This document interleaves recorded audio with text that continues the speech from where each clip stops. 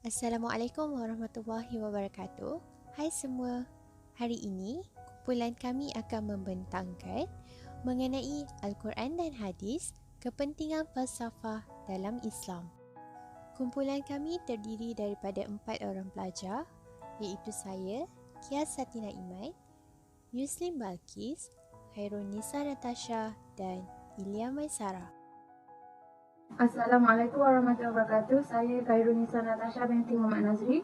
Saya akan menerangkan dengan lebih terperinci mengenai maksud falsafah, sejarah tamadun Islam dan perkembangan tamadun Islam.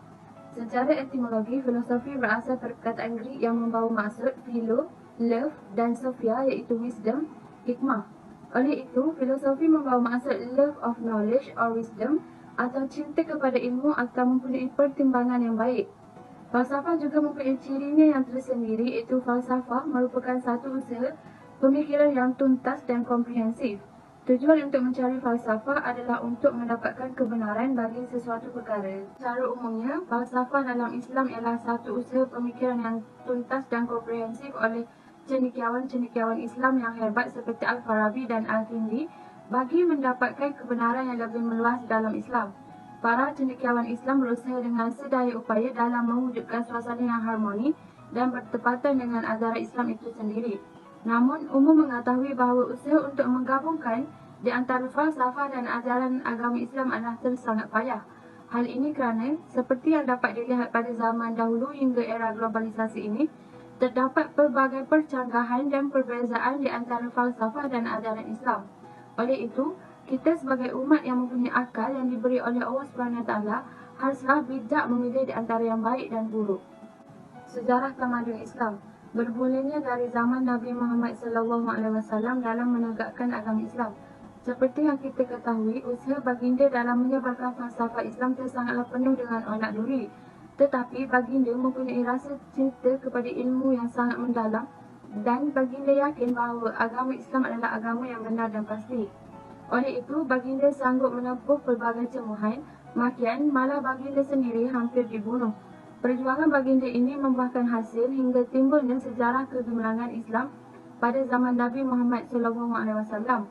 Selain itu, dapat juga kita lihat daripada kisah muazzin pertama iaitu Bilal bin Rabah. Bilal dilahirkan sebagai hamba dan merupakan seorang pemegang kunci kepada berhala Arab.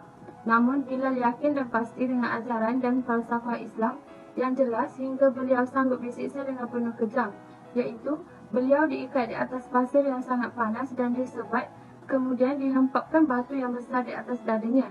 Ini jelas menunjukkan beliau mempunyai falsafah Islam yang tinggi dalam diri beliau. Kegemilangan ini diteruskan lagi sehingga jatuhnya Khalifah Islam yang terakhir iaitu Kerajaan Turki Utsmaniyah menyaksikan betapa tamadun Islam berkembang pesat dengan pelbagai ilmu, teknologi, sistem, kelahiran ahli-ahli falsafah yang hebat seperti Al-Kindi yang hebat dalam bidang sains fizik dan matematik, serta penemuan-penemuan baru sehingga kini masih diguna pakai atau diambil sebagai pencetus kepada sesuatu yang lebih praktikal sesuai mengikut peredaran zaman. Perkembangan tamadun Islam. Perbahasan tentang falsafah Islam biasanya berkisar kepada masalah asas dalam epistemologi iaitu sumber wahyu dan akal. Sehingga sekarang persoalan-persoalan tentang dua sumber ini terus-menerus diperdebatkan hingga timbulnya beberapa aliran dan mazhab dalam pemikiran Islam. Namun, perkembangan falsafah Islam menjadi semakin matang dan meluas melalui faktor utamanya iaitu penterjemahan karya-karya dari falsafah Yunani ke dalam pemikiran Islam. Sebilangan sejarawan berpendapat bahawa perpindahan dan penterjemahan falsafah Yunani ini bermula pada zaman Khalifah Al-Abbasi Al-Ma'mun pada tahun 215 Hijrah. Falsafah Yunani ini mudah diterima oleh orang-orang Islam sebelum zaman Khalifah Al-Ma'mun lagi kerana banyak pusat-pusat pengajian atau madrasah yang muncul ketika era pembukaan wilayah Islam seperti Madrasah Alexandria. Boleh jadi orang-orang Islam sudah mempelajari dan menerima falsafah Yunani ini di madrasah tersebut. Kesan dari penterjemahan ini menjadikan karya-karya ahli falsafah Yunani seperti Aristotle dan Plato semakin terkenal dan diminati. Namun, tidak semua umat Islam dapat menerima pemindahan dan penterjemahan falsafah Yunani ini, sehingga kan di sana ada beberapa pendapat yang mengharuskan dan menentang penterjemahan ini. Pada umumnya, terdapat 4 aliran besar dalam sejarah perkembangan falsafah Islam iaitu falsafah taklidiyah seperti Al-Hindi, Al-Farabi, Ibn Sina dan Ibn Rushd. Mereka mempelajari falsafah Yunani dengan tekun dan mempelajari beberapa karya penting terutama Aristotle dan Plato. Mereka tidak menjadikan falsafah Yunani sebagai sumber rujukan asli tetapi menggunakan Al-Quran sebagai rujukan utama, kemudian berusaha mencari pertemuan di antara kedua rujukan ini. Seterusnya, kemunculan ilmu kalam, ilmu fiqh dan tasawuf. Faktanya adalah bahawa kumpulan ini berpusat pada sumber wahyu dan kecerdasan adalah penolong. Aliran ini muncul setelah pergolakan dalaman umat Islam, setelah kewafatan Nabi Muhammad SAW dan reaksi terhadap pengaruh falsafah Yunani dan peradaban asing terhadap umat Islam. Dalam perbahasan teologi, perkembangan pemikiran falsafah Islam berkembang mengikut acuan Al-Quran. Mereka telah merumuskan pemikiran metafizik yang kukuh mengenai ketuhanan, sifat-sifat Tuhan dan tentang hal-hal akhirat yang lainnya. Ketika umat Islam turut serta terlibat dalam aktiviti keagamaan yang terjadi antara kaum Nasrani, Majusi dan Damsyik, menjadikan ia perdebatan tiga penjuru. Tuntutan terhadap falsafah agama semakin meningkat. Menurut Yahya al-Damashqi, terdapat dua persoalan utama yang hangat diperdebatkan tak kala itu. Pertama, berkaitan konsep kehendak bebas manusia dan takdir. Kedua, perihal Al-Quran itu diciptakan atau tidak. Assalamualaikum warahmatullahi wabarakatuh. Saya Kia Satina. Jadi kita teruskan dengan kepentingan falsafah Islam dalam kehidupan. Kepentingan yang pertama iaitu ia dapat memastikan kesasihan sebuah hadis.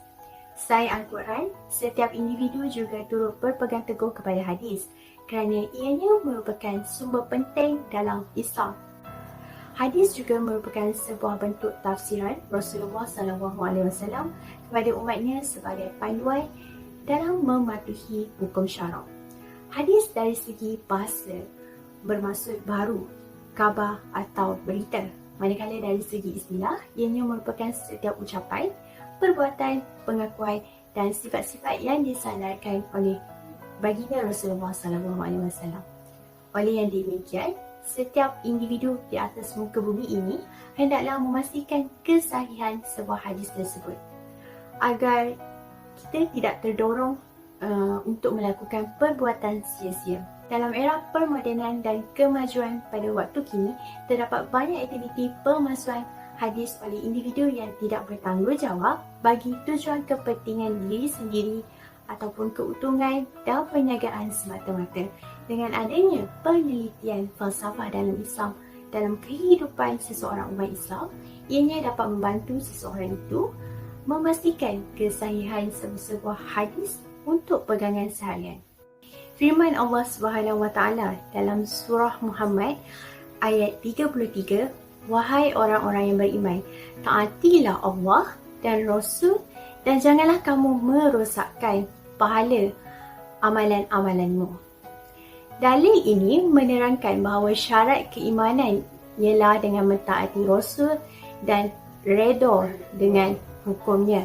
Sebagai memperkukuh dalil tersebut, sebagai seorang umat Islam, kita hendaklah meningkatkan keimanan kita dengan mempelajari serta menghayati hadis-hadis yang sahih, oleh kerana ianya akan menjadi pegangan ke atas seseorang individu tersebut ke arah kebaikan serta dapat membentuk jati diri seseorang mukmin yang soleh dan solehah. Kepentingan falsafah Islam dalam kehidupan yang kedua iaitu ia dapat membantu diri mengenali Allah melalui penelitian alam. Sebagai seorang umat Islam, telah menjadi kewajipan kita untuk beriman kepada Allah Subhanahu Wa Taala. Hal ini demikian kerana ianya merupakan rukun iman yang pertama. Apabila seseorang individu itu beriman kepada Allah Subhanahu Wa Taala, bermakna individu tersebut turut mempercayai bahawa Allah Subhanahu Wa Taala merupakan pencipta alam semesta. Firman Allah Subhanahu Wa Taala, "Segala puji bagi Allah, Tuhan seluruh alam." Surah Al-Fatihah ayat 2.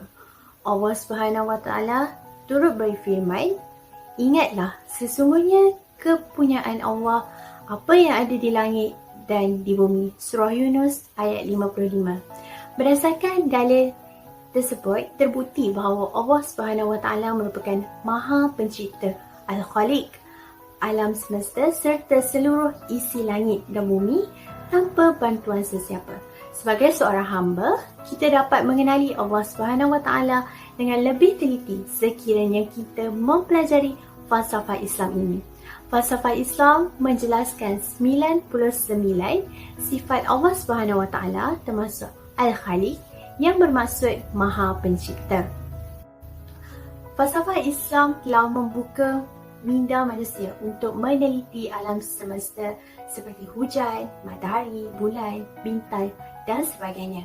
Apa yang kita lihat di sini, setiap makhluk di muka bumi pastinya mempunyai pencipta atau pemilik yang mutlak ke atasnya.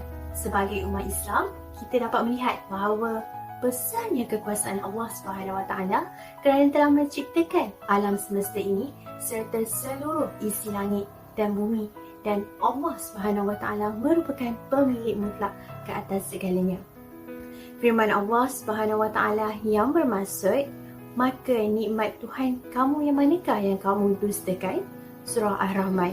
Secara kesimpulannya, falsafah Islam telah memberikan pengetahuan kepada manusia secara menyeluruh dalam penelitian alam. Oleh yang demikian, seseorang individu dapat mengenali serta mendekatkan diri lagi kepada penciptanya, iaitu Allah Subhanahu Wa Taala. Assalamualaikum warahmatullahi wabarakatuh. Nama saya Yusni Balkis binti Yusri. Saya akan menguraikan kepentingan falsafah Islam dalam kehidupan seterusnya, iaitu membezakan pemikiran yang benar dan salah.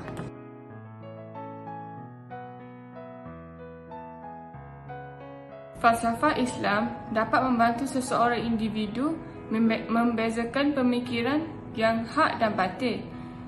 Perkataan hak di sini bermaksud benar dan diredai Allah, dan batil bermaksud tidak benar dan dimurkai oleh Allah. Falsafah Islam menekankan perkara-perkara yang baik di sisi Allah dan perkara-perkara yang dimurkai oleh Allah.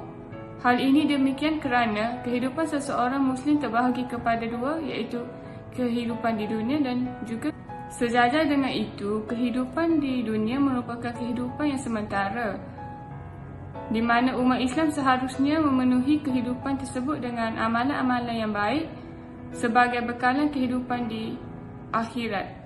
Allah berfirman di dalam surah Al-Baqarah ayat 42, dan janganlah kamu campur adukan yang hak dengan yang batil, dan janganlah kamu sembunyikan yang hak itu sedangkan kamu mengetahui, dan dirikanlah solat, tunaikanlah zakat.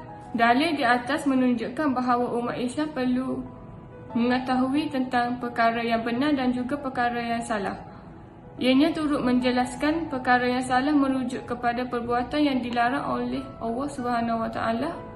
Dalam erti kata lain, ianya merupakan perbuatan yang haram bagi seseorang umat Islam daripada melakukannya. Allah juga berfirman di dalam surah Al-Hud ayat 82, maka tak kala datang perintah kami jadikan negeri kaum Lut itu tunggang terbalik, dan kami hujani mereka dengan batu-batu tanah yang dibakar menimpa mereka bertalu-talu. Potongan ayat Al-Quran di atas sangat jelas menggambarkan betapa Allah melarang seseorang umat Islam daripada melakukan perbuatan yang salah di sisi Islam dan syarak.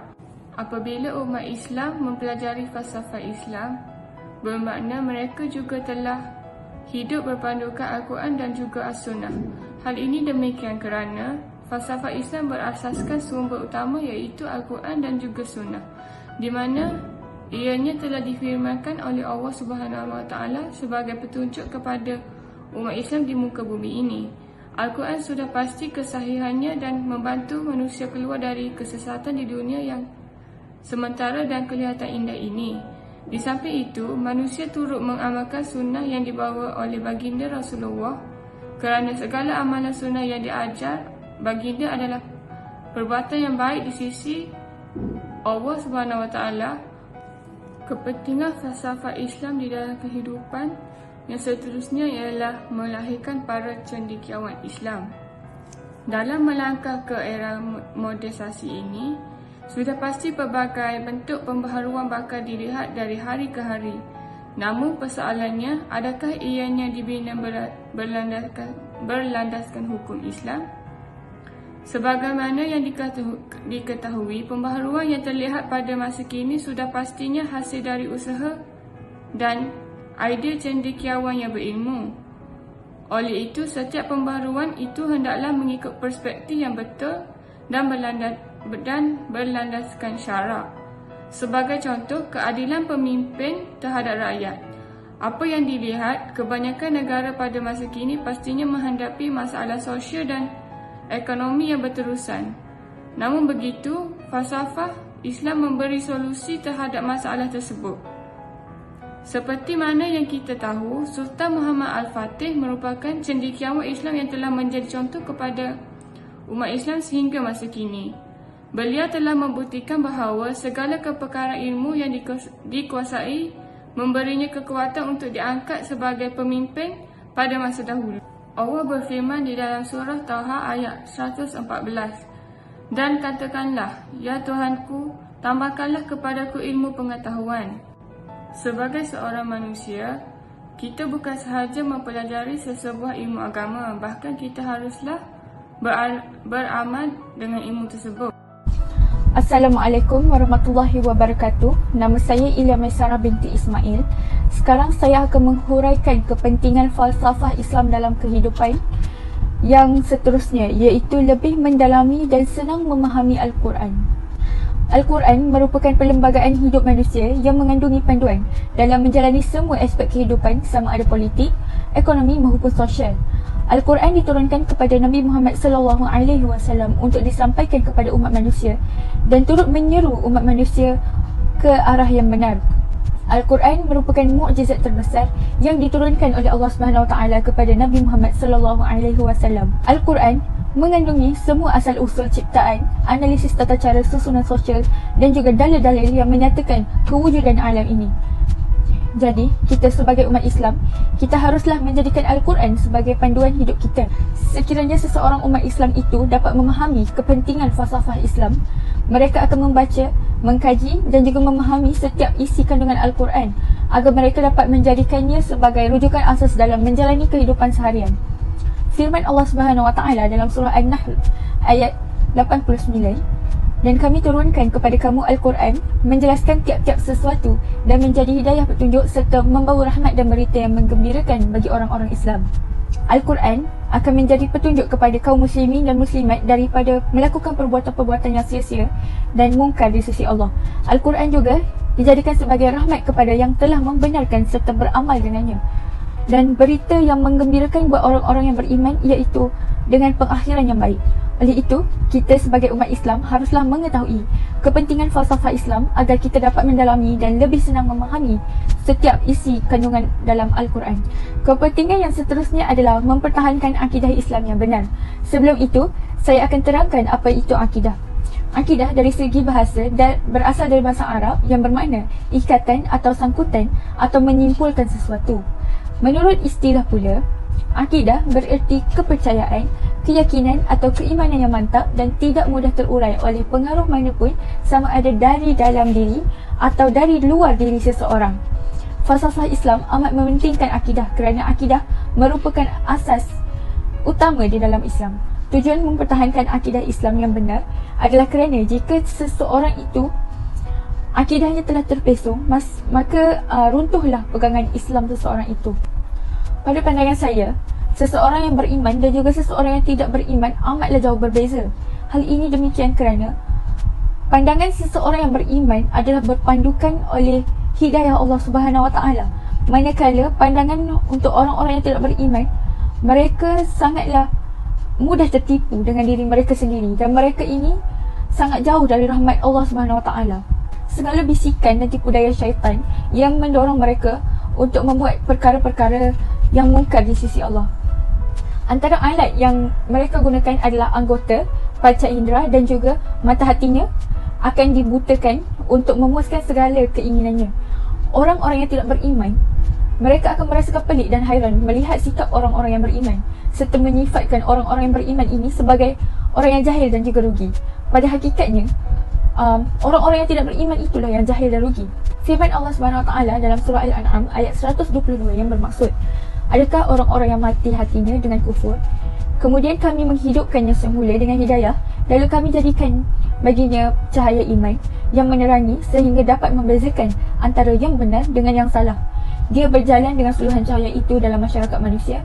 Adakah orang yang demikian keadaannya sama seperti yang tinggal tetap dalam gelap gelita, iaitu kufur, yang tidak dapat keluar sama sekali daripadanya? Demikianlah kami jadikan orang yang kafir itu memandang baik apa yang mereka kerjakan. Diriwayatkan Al-Bukhari dalam Al-Riqaq, manusia bagaikan 100 unta, hanya satu yang dapat dijadikan tunggangan. Oleh itu, kita sebagai umat Islam haruslah menjadi orang yang mengkaji, orang yang sentiasa mengkaji ilmu berlandaskan sumber wahyu, agar kita tidak akan mudah terpesong dengan akidah-akidah yang bercanggah dengan fahaman akidah Ahli Sunnah wal Jamaah dan yang dapat mempertahankan akidah Islam yang benar. Terdapat juga cara-cara untuk mengekalkan akidah yang baik ke atas seseorang individu, iaitu salah satunya adalah menghadiri majlis ilmu agama, menunaikan solat di awal waktu dengan khusyuk, menghayati kisah-kisah Rasul terdahulu, berkawan dengan orang-orang yang beriman dan soleh, membaca serta memahami isi kandungan Al-Quran dan juga meninggalkan segala perbuatan sia-sia dan mungkar di sisi Allah Subhanahu Wa Taala. Kepentingan falsafah Islam dalam kehidupan yang terakhir iaitu dapat membentuk kemajuan dan tamadun sesebuah negara. Islam merupakan agama yang syumul dan menyeluruh dari semua aspek kehidupan dunia dan di akhirat. Oleh itu, Allah Subhanahu Wa Taala menyuruh umat manusia menjaga dan mentadbir bumi ini dengan sebaik yang mungkin berlandaskan suruhan dan larangannya. Hal ini menunjukkan bahawa sesebuah negara amat penting bagi semua penduduk di bumi ini. Sebuah negara itu haruslah dijaga dan dipimpin oleh pemimpin yang bertanggungjawab di dalam semua aspek. Falsafah amat penting untuk membentuk kemajuan dan tamadun sesebuah negara kerana pembangunan tersebut dijalankan mengikut hukum syarak. Negara Islam ialah negara yang bebas riba dan rasuah. Hal ini dikatakan kerana falsafah Islam tidak mengajar umatnya untuk melakukan perkara-perkara yang tidak bagus untuk kemajuan negara dan juga untuk penduduk di sesebuah negara tersebut. Al-Quran juga mengutuk sekeras-kerasnya riba dan rasuah. Firman Allah SWT, jikalau sekiranya penduduk negeri-negeri ini beriman dan bertakwa, pastilah kami akan melimpahkan kepada mereka berkah dari langit dan bumi, tetapi apabila mereka mendustakan ayat-ayat kami itu, maka kami siksa mereka disebabkan perbuatannya. Surah Al-A'raf ayat 96. Menurut Ibnu Khaldun dalam Muqaddimah, dengan adanya negara, maka kebudayaan akan berkembang dengan mantap, dan dengan dilandasi kebudayaan, maka negara akan mempunyai tujuan spiritual dan sistem nilai yang selaras dengan cita rasa bangsa dan warga dari negara bersangkutan. Rumusan saya hasil daripada kajian ini, saya dapat simpulkan bahawa pada arus pemodenan ini, munculnya pelbagai falsafah daripada pelbagai pihak mengenai ajaran agama Islam. Namun, kita sebagai hamba yang dikurniakan akal fikiran yang waras, haruslah memilih yang betul dan tidak terpengaruh dengan falsafah yang bercanggah dengan ajaran Islam. Sebagai rumusan, hasil dari kajian ini, saya dapat simpulkan bahawa falsafah Islam ini perlu dipupuk dan dipelajari oleh semua umat Islam agar mereka dapat berfikir secara lebih meluas dan matang. Tidak hanya berlandaskan logik di akal dan nafsu mereka semata-mata. Pengajaran dari kajian ini dapat saya simpulkan bahawa setiap manusia wajib berpegang teguh dengan Al-Quran dan Hadis. Hal ini demikian kerana ianya merupakan panduan dan sumber utama umat Islam dalam menjawab segala persoalan yang sukar dan tidak dapat dirungkai dengan hanya berfikir secara logik akal. Al-Quran dan Hadis menjadi pegangan utama sebagai pembimbing manusia di dunia dan juga di akhirat. Hasil daripada kajian ini saya dapat simpulkan bahawa ilmu falsafah amat penting bagi setiap umat Islam kerana dengan adanya ilmu mereka tidak akan tersesat dan setiap perkara yang mereka lakukan akan mengikut hukum syarak Islam yang betul. Umat Islam juga haruslah menjadikan Al-Quran dan Hadis sebagai pedoman hidup mereka. Al-Quran merupakan rujukan untuk kehidupan seharian kita, kerana ianya mempunyai maksud di sebalik ayat-ayat di dalamnya. Apa yang dapat saya rumuskan dari kajian ini ialah kalau kita cuba untuk mencari erti hakikat hidup, maka ini adalah falsafah. Hakikat hidup yang sebenar hanya Allah sahaja yang mengetahuinya. Yang kita tahu berdasarkan apa yang diberitahu oleh Allah, maka itu adalah yang benar dan mutlak.